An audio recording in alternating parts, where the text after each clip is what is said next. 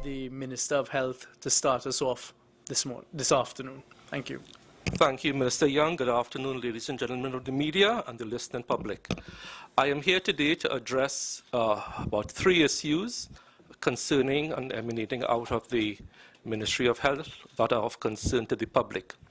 So let's deal first with the issue of oncology drugs and what the ministry is doing, not only to bring relief in the area of supply of oncology drugs, but drugs in general. So before I tell you about the solution, let me briefly tell you about what the problem is. To get a regular supply of drugs into Trinidad and Tobago needs coordination with 8 entities. 5 RHAs, 4 in Trinidad, 1 in Tobago, the Ministry of Health, NIBDEC, and the Ministry of Finance. In the past, because drug shortages have been chronic in Trinidad and Tobago, did not start today, it started years ago. In the past, the Ministry of Health, in my opinion, as coming in as minister in 2015, came to the realization that the Ministry of Health was paying absolutely no attention to the parties with which it contracts to supply goods and services. For example, GMRTT, the EPP program, and NIBDEC, which supplies drugs. The Ministry of Health has no monitoring and evaluation department or division to monitor its suppliers, as I said, like GMRTT and now NIBDEC. The solution is, and which I'm implementing now and have been implementing, is for the Ministry of Health to have supply chain management capability to manage its contracts with its suppliers. In the case of drugs, that means the Ministry of Health must now adopt a leadership position under my leadership and under my area of responsibility for the gathering of data from the RHAs, feeding that data to NIBDEC so that drugs could be procured on a timely basis. What is happening now is that the information that is coming to us is not of the highest quality, because not every one of the RHAs who are responsible for budgeting, forecasting, and telling us when they need drugs, we don't get the good quality of information. So we are going to have to train people at the RHAs in areas of forecasting and budgeting. We are going to be doing that through the boards, through the RHA boards. That way, proper information can come to the ministry. And the ministry now, under my tenure, will take full responsibility for gathering that information and liaising with both NIBDEC, its supplier, and the Ministry of Finance to ensure that 1, we have reliable information, and 2, we have access to financing when we need it. In the immediate case of the shortage of oncology drugs, I would have gone to Cabinet in around July the 11th and gotten an immediate $245 million injection into the purchase of drugs over and beyond what was allocated in the 2016 budget. 50 million of that went to pay off bills inherited from the last administration, which were very aged. And the rest was for the immediate purchase of drugs. And I can tell you, since we did that, drugs have been coming into the system on a week-by-week basis. On the particular issue of the oncology drugs, I can tell you, having spoken to Dr. Peter Bagan this morning, no oncology patient in Trinidad and Tobago has regressed. They are all stable, where they don't have their first-line treatment, but they are all stable on their second-line treatment. The immediate shortage will be alleviated within 3 to 4 weeks to 5 weeks, when the drugs which were ordered when we got the emergency transfer of funds will be in the country and ready for distribution. So I can assure all oncology patients and ensure that all those drugs will be available, and that no oncology patient right now, according to Dr. Peter Bagan, is being disadvantaged. their conditions are all very stable and doing well. So that is where we stand with drugs, what the short-term measures are, and what the long-term measures are, so that we don't come back here in 6 months or a year and have the same issue. So we are putting in place proper oversight at the ministry, because the ministry has no oversight as it stands. So I accept full responsibility for the solution for that. The second issue is how we are managing with Zika. I convened a roundtable discussion yesterday with over 40 individuals from both public and private sector. We invited 3 private sector practitioners who have been voicing their opinions. We invited Dr. David Bratt, Dr. Shireen Kalu, and Dr. Steve Smith, in addition to insect vector, Paho, Kafa, and a whole set of other professionals in the field. I am happy to report that Dr. David Bratt took up the invitation to come to that meeting, and we had a 2-hour meeting on where Zika is globally, where Zika is regionally, and what we are doing locally. At the end of the discussion was very rich, was very rewarding. It all came back to, after we discussed all the clinical manifestations, all the protocols for testing, how many hundreds of $millions you can spend on Zika, you would be surprised to know that it came back in the end to controlling the mosquito population at the level of the household and the neighborhood. In that regard, I have been preaching that, as you know, for the past 6 months, that individuals need to step up their game and work with central government and work with local government. I can tell you, and some of you would have accompanied me to Bossier Village on July the 11th, a Thursday morning before Cabinet, where I went on a mosquito eradication drive in Bossier Village. And in Bossier Village, I identified the following. 1, a resident with 5 cases of beer bottles outside in her yard, and every single bottle was turned right side up, which meant that water was collecting in each one, and each one had mosquito larvae in it. We identified 2 derelict vehicles. One was there so long that the accumulated dust and dirt around the vehicle, vines and trees were growing up through it. That's to tell you how long it was there. And there was a pickup truck with a tray full of garbage, full of Styrotex cups, and full of breeding sites. On that walk, there were people from the Diego Martin Regional Corporation, Insect Vector. I revisited that area on Sunday. I left home on Sunday and revisited the area. And to my absolute shock and horror, nothing has changed. The resident with the 5 cases of beer bottles turned upside, collecting water. Those beer bottles were still there. The 2 derelict vehicles with breeding sites were still there. And at the end of this discussion yesterday, it came back to the issue, if we do not eliminate breeding sites in and around the homes and inside your homes, we will not win this war with Zika. And Zika is exploding globally. And let me tell you how scary Zika is now.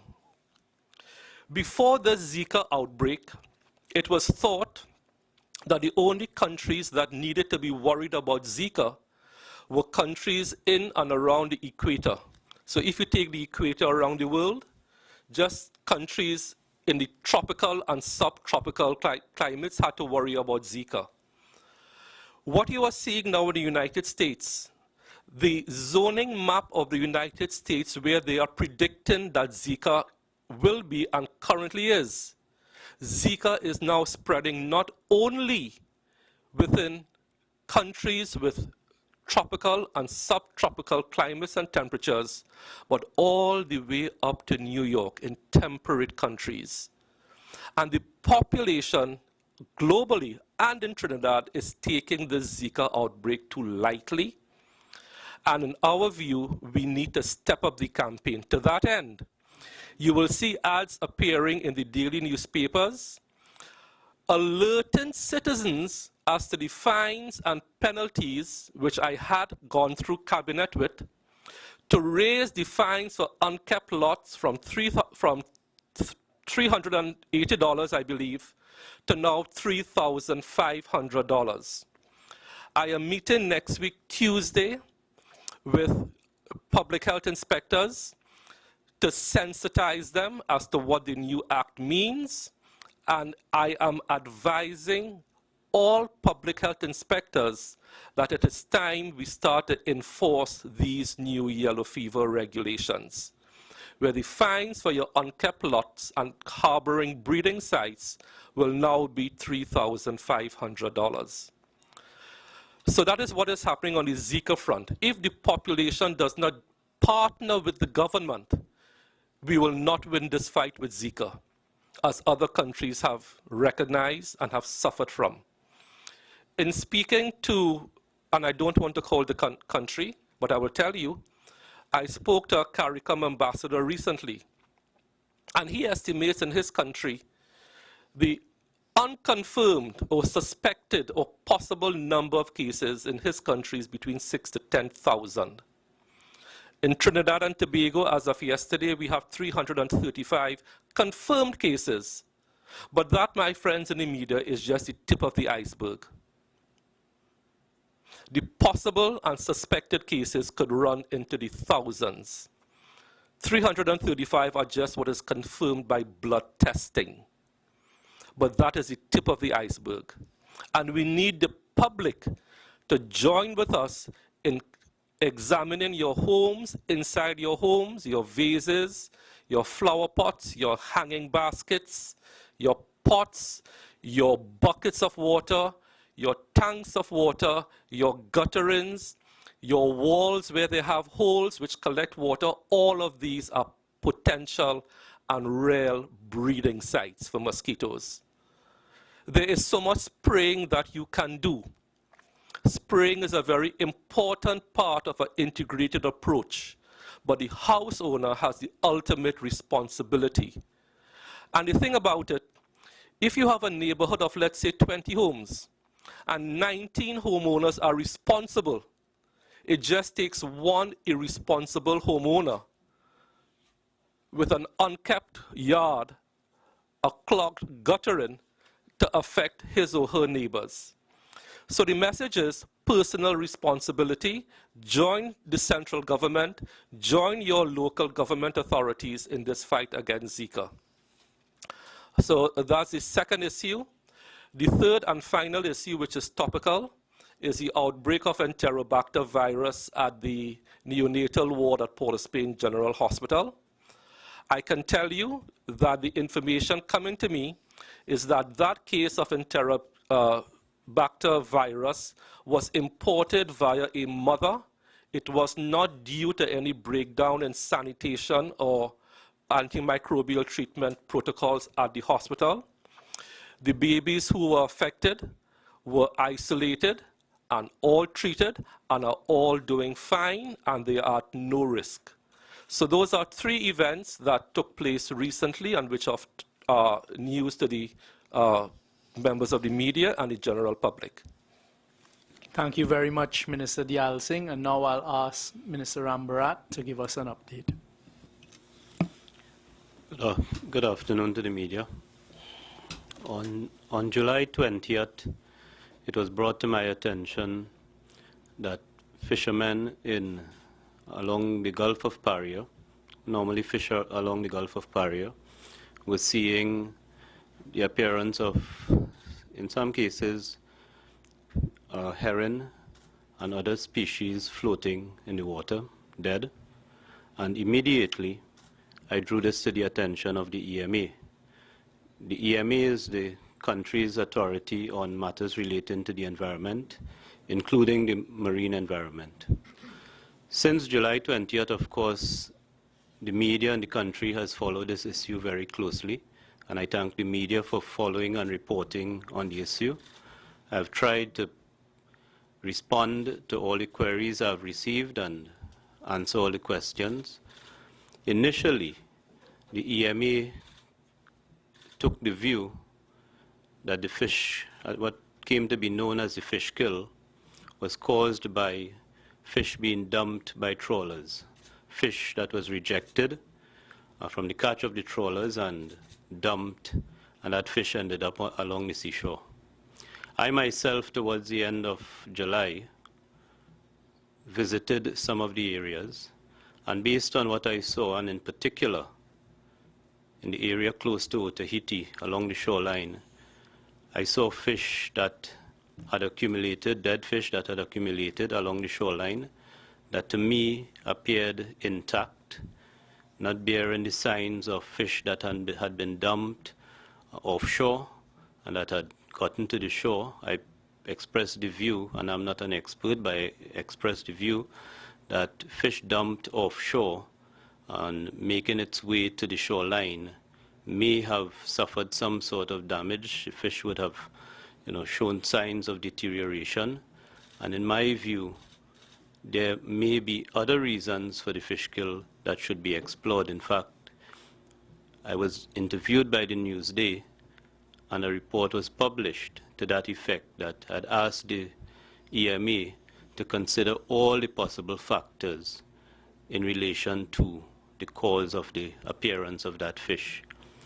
The EMA has stuck to its position, and it's a position that a lot of fishermen around the country have supported, that the fish that appeared initially was the result of dumping by trawlers. Of course, that raises a separate issue that the government took note of earlier this year, and that is the need to review the current arrangements for trawlers, in particular this issue of dumping of fish, the trawlers operating in areas where they should not be and causing damage to the breeding grounds, and other matters relating to the activities of trawlers that are currently being reviewed by the government.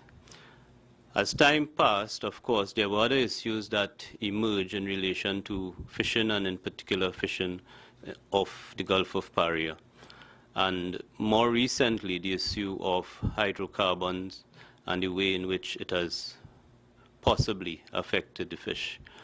So throughout, from July 20th, the EMA, the IMA, the Ministry of Agriculture, Land and Fisheries, in particular the Fisheries Division, and the vets of the ministry have been involved on this issue.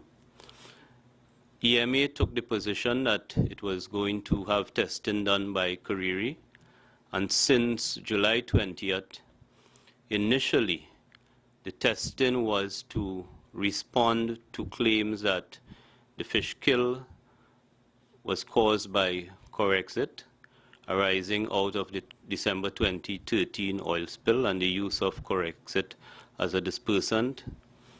And the initial tests from Kariri focused on the issue of Corexit. And those results, as the EMA has published and has placed in its library for public viewing, those tests excluded the presence of Corexit in the fish that was tested by Kariri on behalf of the EMA.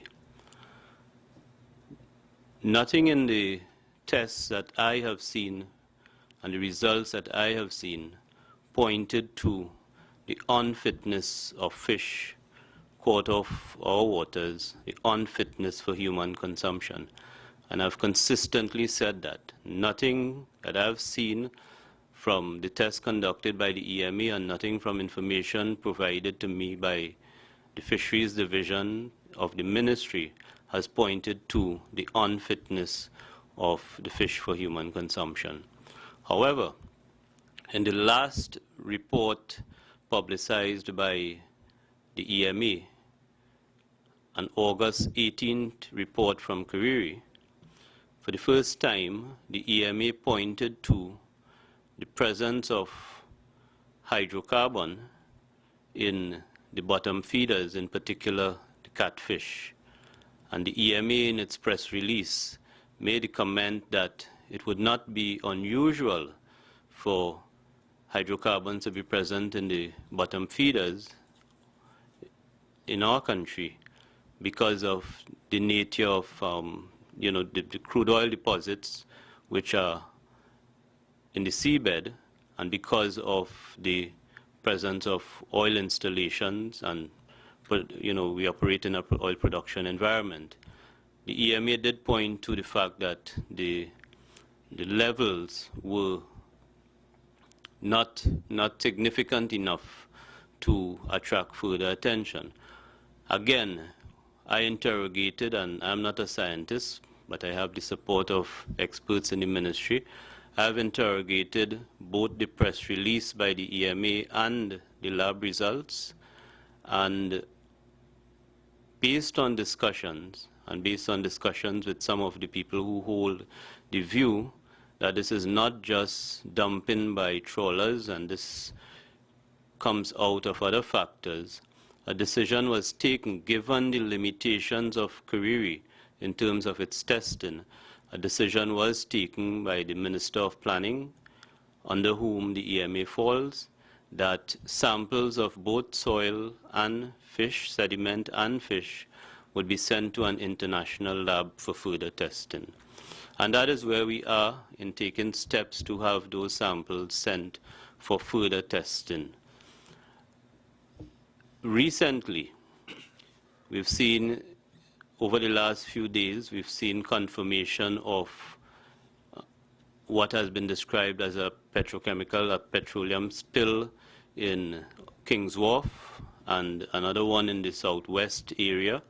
We have seen the crab catchers, and we've seen media reports of crab catchers complaining about the presence of crude in some areas, like the mouth of the Godino River, in which the catchers are saying their trade is being affected. I have been out several times down the south coast. I've met with fishermen. I've seen, for a fact that the trade in fish in particular areas has declined, and the government is, of course, very concerned about that.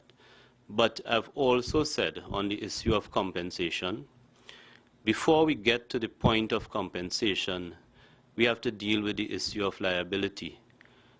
The ministry itself has not in the past compensated any of our stakeholders, farmers and fishermen, for loss of sales. It is not something we've compensated for, and it is not something that we can consider without more.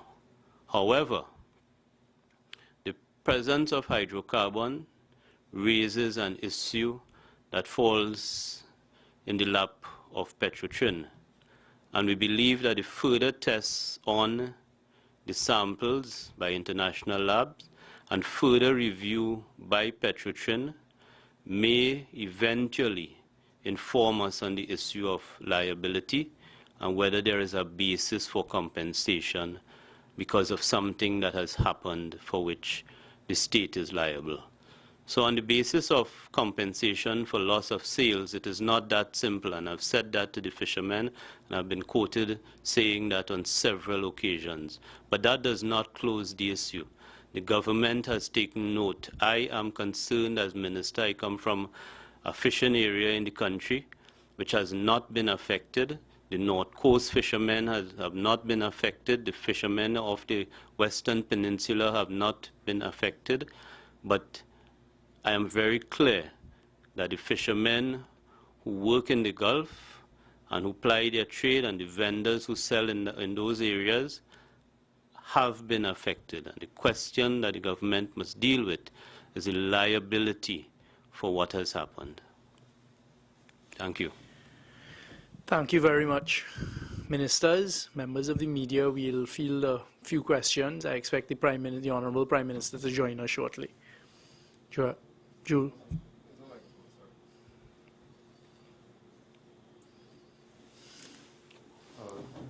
Just wondering, Minister, to the Prime Minister, right, to pose this question to you, Minister Young.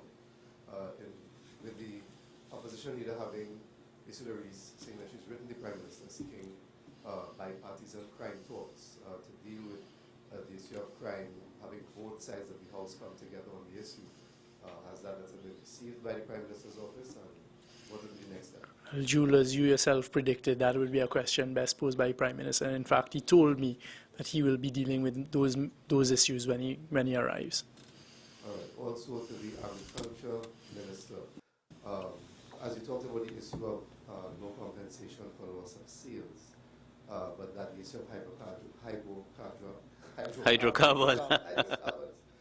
certainly has raised a new element for the government to look at. But how do you address that if in the past the ministry has not done this issue of compensation for loss of sales? Well, the issue of compensation arising out of oil spills or anything relating to hydrocarbon and the presence of hydrocarbon in the marine environment is something that has been addressed. In fact, compensation for fishermen by oil and gas companies is something that is well established. The oil and gas companies compensate regularly for seismic activity, and they use fish catch data that is provided as required by the Ministry of Agriculture, Land and Fisheries. So in relation to that type of compensation, there is a basis for it, and that is why we've now moved to the determination of the root cause of the death of the fish, the ones that are not, that we believe that are not bycatch or the dump of trawlers, and we're going to rely on the results of the international lab tests. But at the same time, the acting Minister of Energy, Minister Franklin Khan, who is acting in the absence of Minister Olivier, will discuss with me and would approach Petrotrin on this issue. Hi, the Prime Minister is here, so I'd like the Prime Minister to now be given the opportunity to address the members of the media and the wider public, please.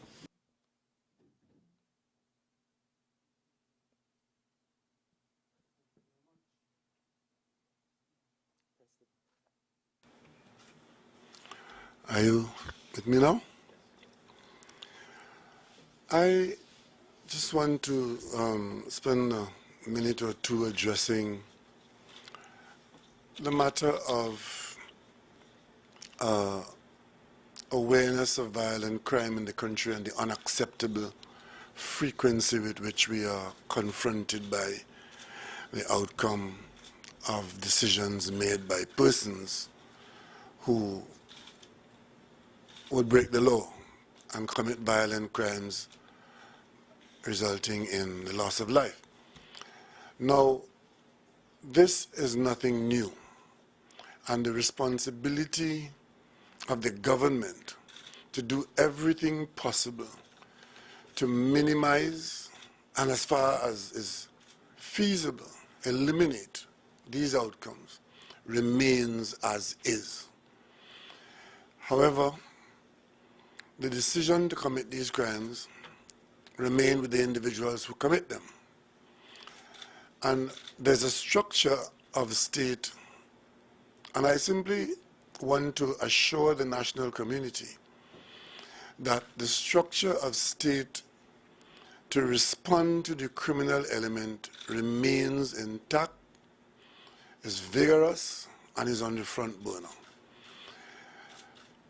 But because there are these commentators who are now making certain demands, even as we are trying to grapple with the regular occurrences, it is important that the population understands how we are approaching this intractable problem.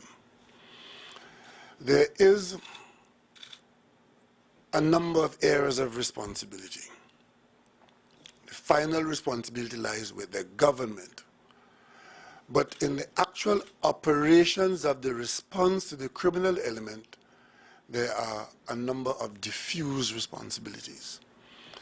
The last call that's been made, to which I'm responding now, is a call on me as Prime Minister, who chairs the National Security Council, to take charge of the situation.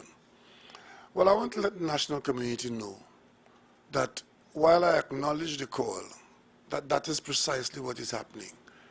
the National Security Council has been in charge of. I, as Prime Minister, I have taken charge of that National Security Council, and the council is functioning, and we are in fact providing all the support that is required for the agencies whose responsibility it is to treat with the violent crime scourge in this country. How does it function?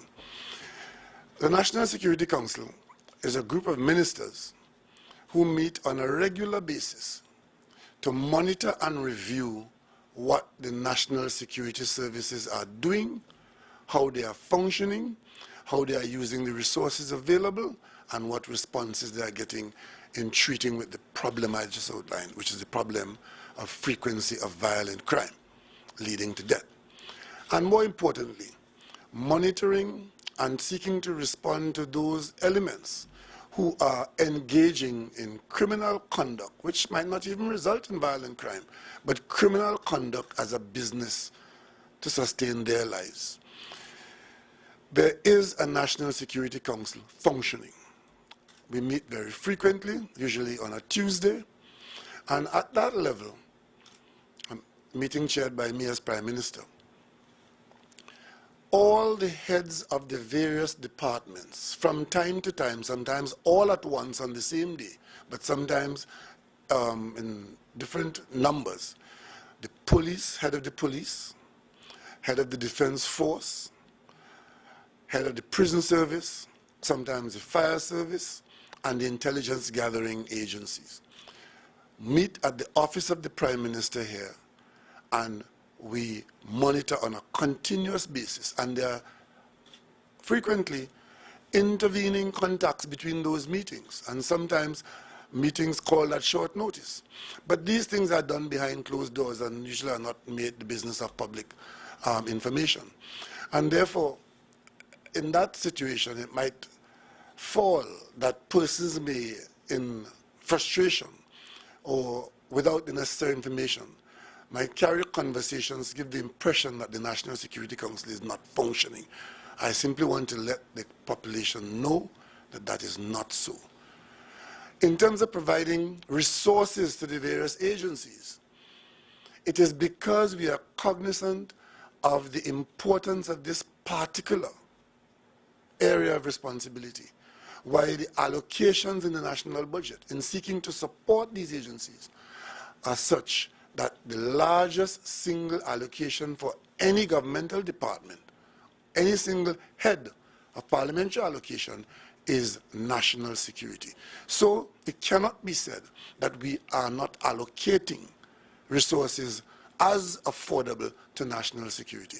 The question is, and remains, as it has been for quite some time, how effective has been our response?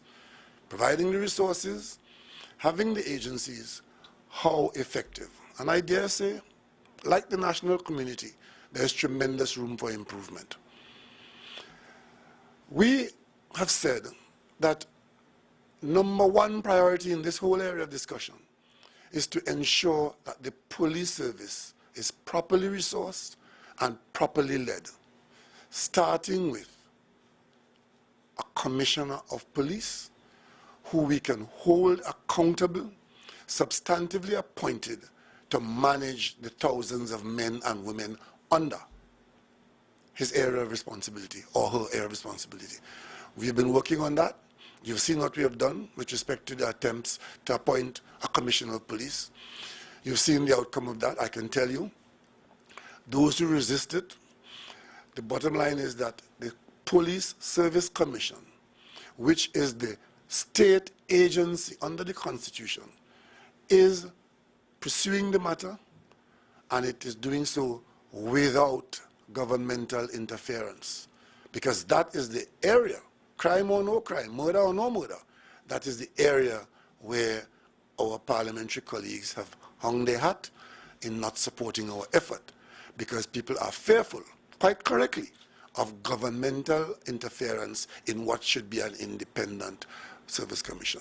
Now, that being so, the calls for the Prime Minister to take charge in the way that is being made giving the impression that the Prime Minister, while accepting responsibility for the state's security, executed through the Ministry of National Security and the appointment of minister or ministers, the Prime Minister cannot supersede or replace the Commissioner of Police, nor the Chief of Defence Staff, nor the head of the fire services. There are limits to where the Prime Minister and the Cabinet can go down into the system. However, we're not attempting to do that. We are ensuring that we make consistent efforts to allow these agencies to function under law as they are required to. Because I will tell you, the same people who are calling on the Prime Minister to be hands-on in running the police service or micromanaging the police service will be the first ones to call interference in the police service if the Prime Minister or the Cabinet overstep our authority and get down into the system. So let's understand that. It is because the National Security Council is functioning and functioning effectively, while we have been able to discover and to take rectification, where we have discovered that for many months, or for God knows how long before we came into office, that the face recognition system at Piaco Airport has been deliberately sabotaged. So that persons coming through Piaco Airport, law-abiding and possible criminals, could not be identified for reasons best known to some. But because the Security Council is functioning and monitoring what is happening, we have been able to identify that and take it. One of the things that happens is that when we do manage to identify perpetrators of crime, they go to another area of public activity where the Cabinet and the government has no role, which is the judicial system. But in that system, the criminal justice system is made to function without Cabinet interference, without governmental interference. But in the practice there, defense lawyers can argue everything.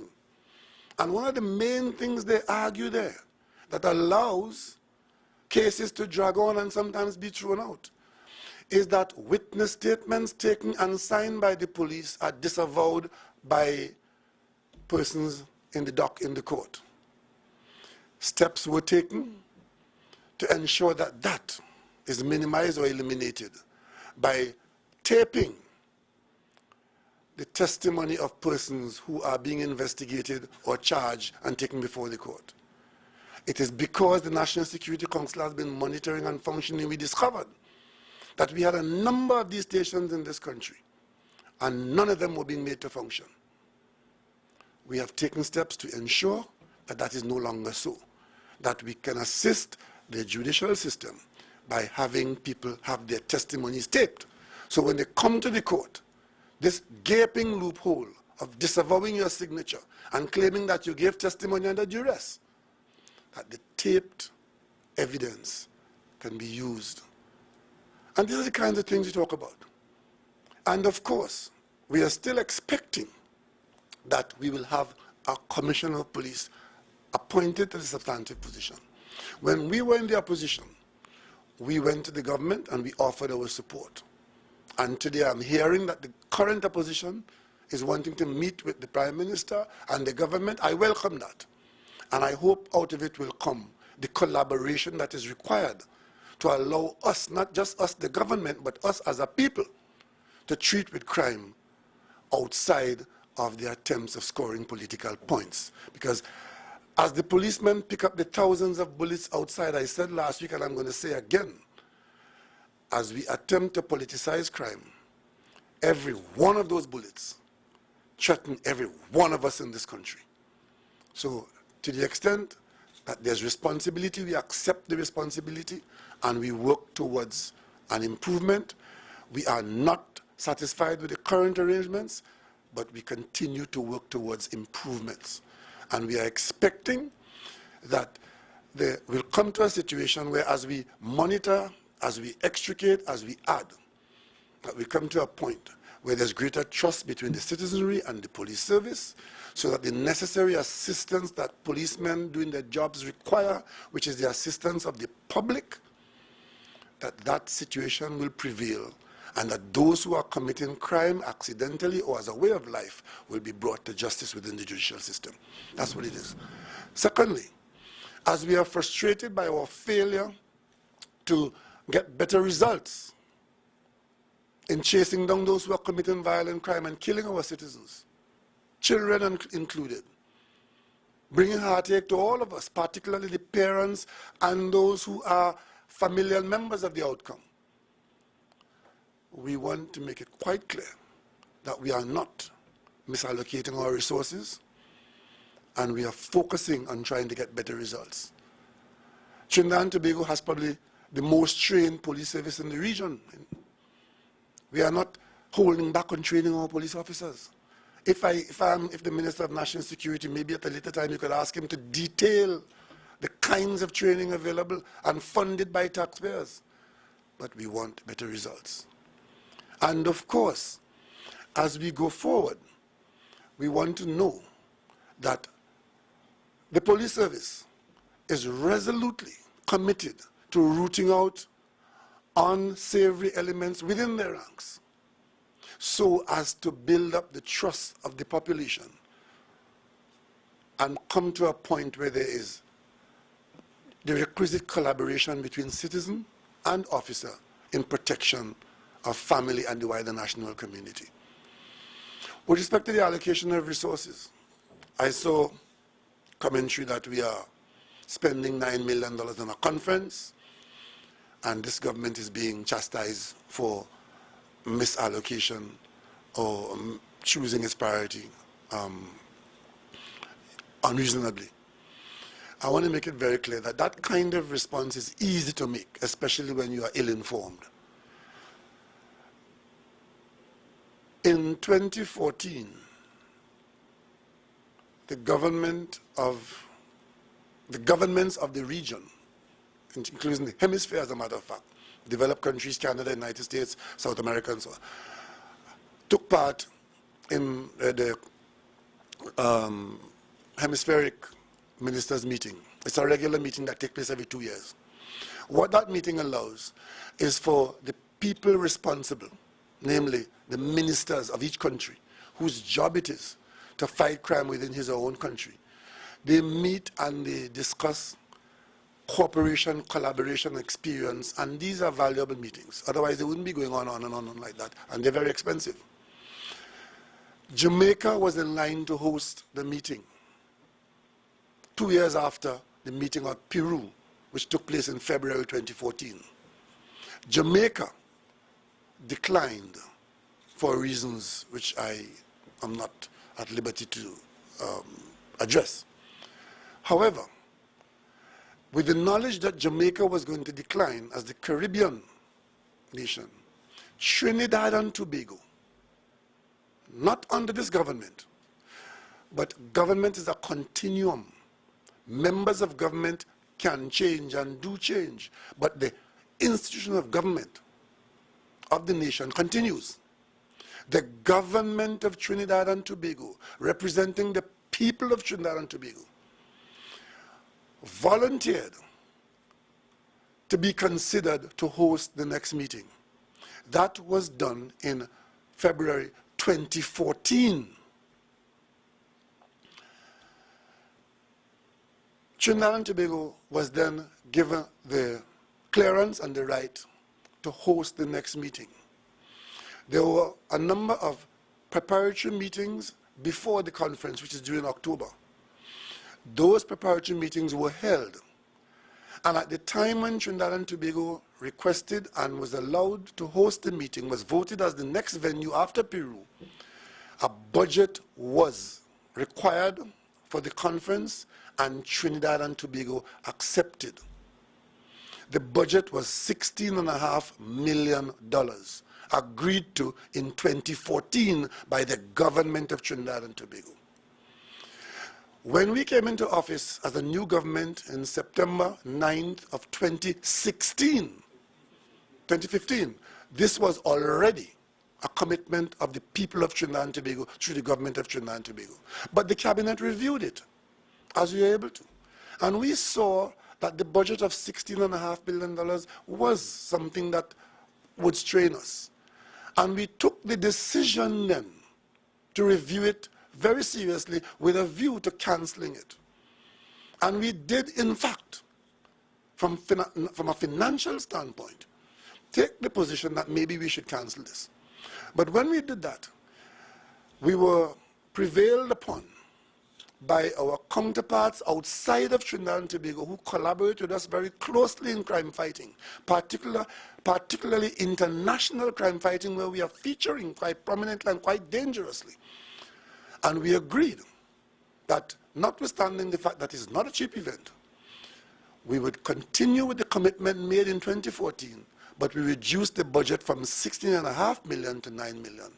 And that is why the conference is being held here at that price, and that is the story.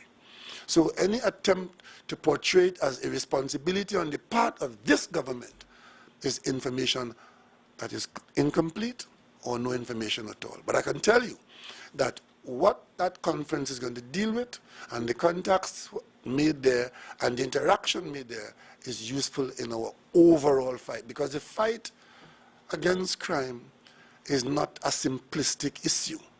It's a multifaceted issue that has implications within our border and externally to Trinidad and Tobago. It also has implications for the government of Trinidad and Tobago and its ability to use other governments' abilities in our own defense. So let us not become overzealous in being condemnatory about matters that we don't have the full information, and maybe the government should have provided this information before, but now that it's provided, I hope that that will calm whatever fears of irresponsibility which are being fueled. So that is the picture, and I want to give you the assurance that crime fighting in Trinidad and Tobago is at the forefront of the efforts of this government. There's no switch that we can flick and change or turn around the issue, but turn around it must. It's an assignment of the government of Trinidad and Tobago. It having not turned around in the area of violent crime, we continue on the job. The policemen will tell you other areas of criminal conduct, there's a turnaround, there's a decline, we're not going there. We are sticking on the issue that's in front of us. And that issue is murders, violent crime in general, criminal conduct, gang warfare, crime as a way of life, social conditions fostering these things, and the festering of that kind of thing in our communities. Social issues are also a part of it. There are a number of ministries that are impacting on the fight against crime. The Ministry of Education, the Ministry of Social Development, the Ministry of Family Services, the Ministry of National Security, but of course it is simplistically to talk about the Minister of National Security. But most importantly, I want to mention that it is not the teachers or the priests or the doctors whose job it is to fight crime. It is the men and women who are in the national security services. And we give them all the support, and we call on the national community to assist as far as we're able to. Because I tell you one thing, much of the crime that is taking place in this country, the perpetrators are known to some people, are known to many people, in some instances encouraged by some people. And all I can say in the job that I hold and taking the responsibility is to appeal to such persons. If you are encouraging crime in your family or in your neighborhood, desist. If you have information that could assist the police, there are avenues to provide that information safely where you cannot be identified as the source, but the information is valuable. And what I could say to the officers who are risking their lives confronting the armed, particularly the armed criminal element, the population understands what you're doing, and those officers who are going beyond the call of duty, we know that you are there. And those officers who are not pulling their weight, we expect that you will, because the country expects that. Any questions? Prime Minister, you had made mention, you had said that you welcome the opposition leader's request to have a meeting with you on this. The request, yeah. Have you officially responded to her as yet? I have not seen, I just heard that through the media that she has indicated. I have not seen the correspondence, but I'll tell you one thing. The leader of the opposition is my parliamentary colleague, and she and her team, they are part of the governmental system of this country. And if they have something to say to us, I will receive her in the same way she received me when she was Prime Minister. And I hope that there are suggestions which we can all agree on, And if there's anything that the government could do to improve the situation, we have no problem with that. Could you say how soon this... I have no idea because I have not seen. I just heard that it has been said that the opposition leader intends to. It may not be carried out, I don't know. But I will continue to understand that the opposition is a part of the solution if they want to be. And also, Prime Minister, you did, previously you had spoken about the issue of police commanders being in charge of their divisions and being accountable to the public. You've made those statements more than once, but yet Doma issued that statement yesterday, calling on you to take charge of the issue in terms of the accountability of the police service. Even though you made those statements, were you concerned that one of the nation's leading business organizations called on you to take charge?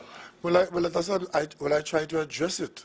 If take charge means micromanage and interfere in the police service, then that can't be. If take charge means assume your responsibility as head of the cabinet and head of National Security Council, I'm saying that is what I am doing. And because it is done behind closed doors, Doma may not know the extent to which the Prime Minister and National Security Council sits on top of those who are in the day-to-day running of the system. Of course, every time something happens, there could be an outpouring of statements, and sometimes one is driven to do that given the nature of what has happened.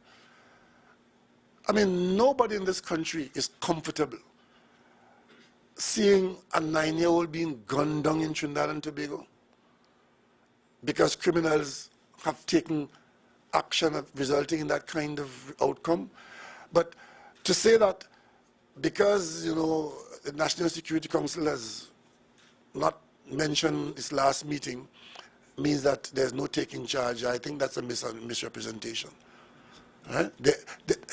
I can tell you, I am in charge of the National Security Council.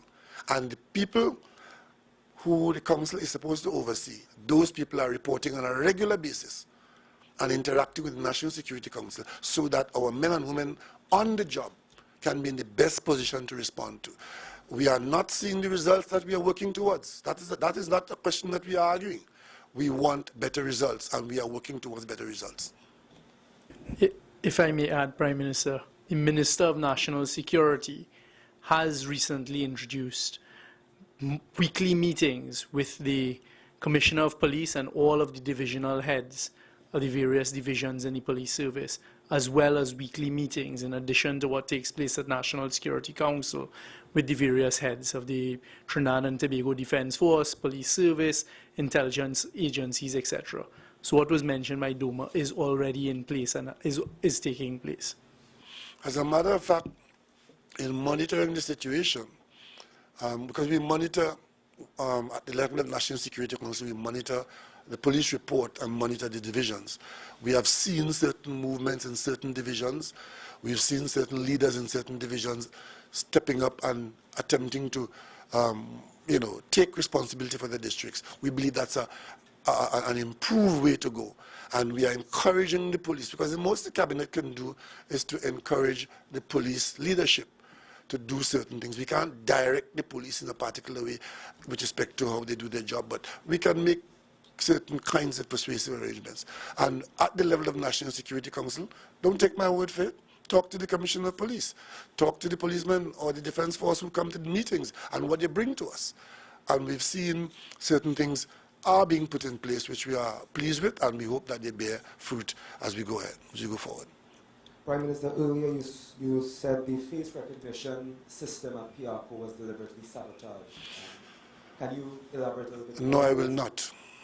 Has anyone been held, or is that not really invested? As far as I know, no, I don't know anyone being held, but there are certain things that for our own, some things sometimes are better left unsaid for a while. You also emphasize the importance of a Commissioner of Police, a substantive position. Can you give an update as to the status of appointing one at this time? Well, I can only report to you what has been reported to me coming from the Police Service Commission, that the process is being triggered in a way to move towards inviting applications. But I can't answer that. That is not within the purview of the cabinet. You see, that is part of the problem that we have. As you hold the cabinet responsible for certain things. We don't have certain authorities. The movement of that towards the appointment of a commissioner, the cabinet has no role or no say in it. We are advised that the commission is proceeding. It is our view, all too slowly, but it's not something that we have any say or involvement in. And by the same token, a large chunk of the national effort is over at the judiciary, where we have no say in whether bail is granted, not granted, and so on and so on. We at the parliament, the cabinet took a decision to do certain things, go to the parliament. We had in place systems where perpetrators who were identified with evidence were held without bail under the law. That law has now lapsed, and bail is now entirely where it used to be, in the purview of the judiciary. We trust that we all live here, we all see what is going on, and therefore when applications for bail are made and when objections are made by the police service on behalf of the citizenry, that those who make those decisions will make them fairly within the law with an understanding of the national circumstances. Prime Minister, the same letter that the opposition leader sent you, which you would probably see subsequently. Why are you talking about a letter that I have not seen? Well, have you seen the letter? Yes, we have. Well, you're better than I am. I have not seen a copy yet. Well, actually, one of the things she also asked, in addition to a discussion on a non-partisan approach, was for you to assume the substantive role of Minister of National Security. And given what you just said about taking charge, the NSC and so on, is that even a relevant call? I have not seen the letter, and I will not respond to it in that way. When I see the letter, I'll be in a position to respond. But with respect to the composition of the cabinet, I will listen to advice, but it's not every piece of advice I get I will take.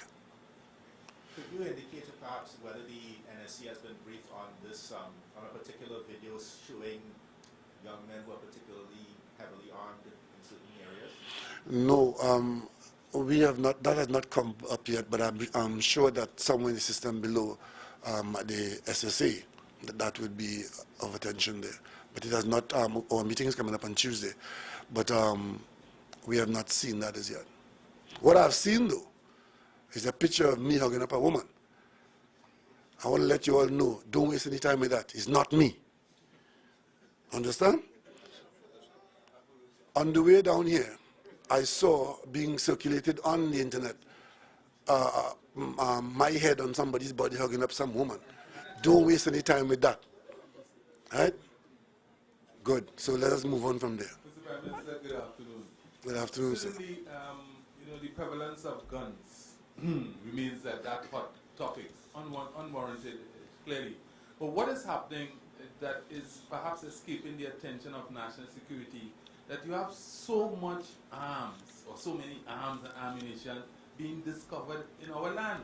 I mean, we don't know that there is a manufacturing agency inland for all this kind of, this volume of ammunition to be found. So is it that our borders continue to remain so porous, even in light of indicators that, we have the maritime patrols to so offset that? The answer is yes, that people are still trying and sometimes succeeding in penetrating our coastal borders. You saw the other day, I think it was in Sejos, where acting on information, because the police needs information, otherwise they'll be acting blindly or not acting at all. Acting on information, the police very swiftly were able to intercept a large volume of ammunition and some arms coming in from the South Coast. We all know that that is the problem, that we have maritime borders and we have to make them as secure as possible. But don't forget, there is a market in Trinidad and Tobago for arms and ammunition, because there are people in Trinidad and Tobago who decided that if they get arms and ammunition, they could conduct their daily affairs with arms and ammunition. And there are people outside of Trinidad and Tobago who are hell-bent on supplying that market. So whatever we put in place, whether it is Coast Guard, fence, post, whatever, we always have to aim to be accurate 100% of the time. Otherwise, some persons are going to get in and arms and ammunition enter into our country. And we have been seeing in recent times, not just arms, but a higher quality and heavier ammunition. That's the facts. We are not debating or denying that at all. That is what is demanding the response from us. And we have taken some significant steps. We continue to take steps to ensure that our borders are difficult to penetrate. We are not satisfied that the situation is where it should be, but we are working on that. Not just ourselves, but working with our partners abroad. And in terms of resources, we have been trying to accumulate the resources and make them available. And the training, right now we are having some significant help in that area from the United Kingdom, the United States, Canada, and so on. These are what we are putting together to ensure that Trinidad and Tobago, right, this trading nation, this open border nation, our citizens are going back and forth, foreigners are coming, and we have to make sure that the criminal element is suppressed and denied access. This question may be addressed as well to the Minister of Health, whom I heard indicate that fines are likely to be increased for householders who continue to flout, in fact, environmental situations, as you attested to. In the context of that, Minister of Health, the allegations have been made about rackets involving medicinal drugs being pilfered from dispensaries and pharmacies at our health institutions. Are you in know about this, and what checks and balances, as you have indicated, already been put? And in the case of Prime Minister, in terms of legislation... Let him answer for that one first. Okay, so you've asked several questions. One correction. The fines are not going to be increased. They have been increased. What we have is, just as the Prime Minister said, lack of enforcement. And whilst I, as Minister, am ultimately responsible for the Zika problem, the responsibility also falls on the public health inspectors, litter wardens, to now enforce the law. What we are lacking is enforcement. And as I indicated, I am having a meeting next week, Tuesday, with all public health inspectors to do exactly that. The law is now going to be enforced, where the fines are going to be moved, or have been moved, from $380 to $3,500. Because the ultimate responsibility lies with the homeowner and to clean up their properties, to look inside their homes, but we are going to enforce the law. I'm going to be advising that the laws be enforced. As to the pilfering of drugs, that goes back to the very first statement I made.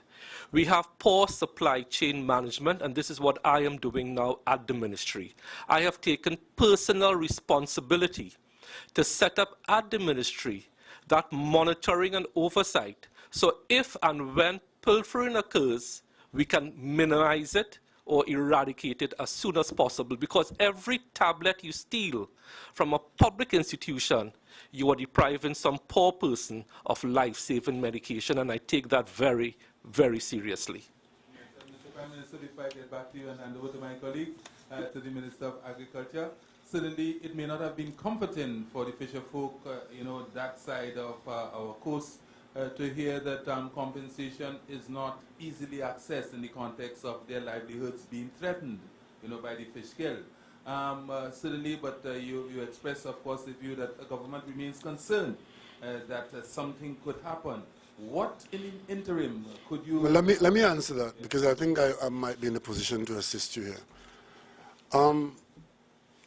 We have said that when we come to the table, we've got to make sure that everybody, has something to eat. And there's a philosophy behind that. And now there's a problem on the Southwest Coast where the livelihood of people who fish clearly has been affected by dead fish, which appears to have been killed in circumstances yet unconfirmed. And I say that because there are state agencies whose job it is to determine what the diagnosis is and how these fish die. We've had initially statements from the authorities. The cabinet members are not the authority here. I, as Prime Minister, am not the authority. Dead fish appear on the beach. There's a state agency whose job it is to look at it and tell us what happened there. The first set of fish, we were told that those were fish that were caught in nets, unwanted by the catchers, and they were dumped, and the tide brought them on the beach. So therefore, there was no poisoning. But of course, there was fear of poisoning, because at an earlier time, we had used a product to diffuse oil, and that product is known to have some deleterious effects. Then later on, if we accepted that those first set of fish were in fact caught and dumped, and it was dumped fish, then there was no fear. And the Minister of Agriculture has consistently said at the time, there is no fear, we have no information confirming poisoning, and therefore we could proceed to have our fish. Later on, another set of fish appeared, and of course, the tests appeared to be inconclusive, and without seeing the documentation myself, I'm hearing that there appears to be some connection between some of those dead fish and hydrocarbon and operations of Petrotrin. Once we get to that stage, that there might be, and we did see also some reports of pollutants on the beaches in one particular area. All of this taking place in the same general area of Southwest. The state company Petrotrin is the only agency that would be called to account if there is in fact oil leak or pollution of hydrocarbon in the Gulf in that way. So now we get to a point of compensation. Before you talk about compensation, you have to determine liability. We are still trying to determine if the fish was poisoned, or if an oil leak took place and the oil spill damaged the fish and also damaged the beaches and so on. But while all of this finding out is taking place, the buying public would have lost interest in fish from that area, and the people who make a livelihood feeding their families from that area are now very severely impacted. It's against that background that today the Cabinet instructed the Minister of Finance to allocate and find for use $1 million to allow, without prejudice, assistance to those persons who have lost their livelihood as a result of what is happening in that particular area. It is not compensation, it is assistance. We have also instructed that Petrotrin identify any and all responsibilities which it may have with respect to oil leak, oil spill in the area, because if it is determined that Petrotrin's activities would have caused any outcome, there are legal liabilities which Petrotrin must discharge, and that's where the compensation comes in.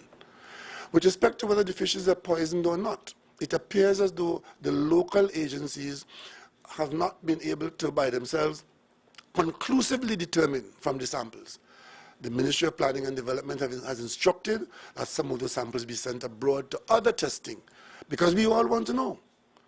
And until we get the final results, we are still in a situation of the unconfirmed. But in the meantime, with freedom of speech in the country, certain citizens have been talking very authoritatively.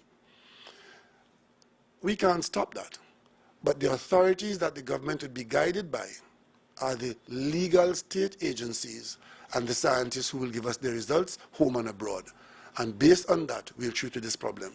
In the meantime, the Minister of Finance, of his pittance, will try to provide some basic assistance to the farmers who are not, to the fishermen who have been impacted to the point where they've lost their livelihood. I can tell you, I eat fish, and I'm very happy eating fish from around Trinidad and Tobago. But if in the area of the Southwest Peninsula there's a problem, we can't bury our head in the sand.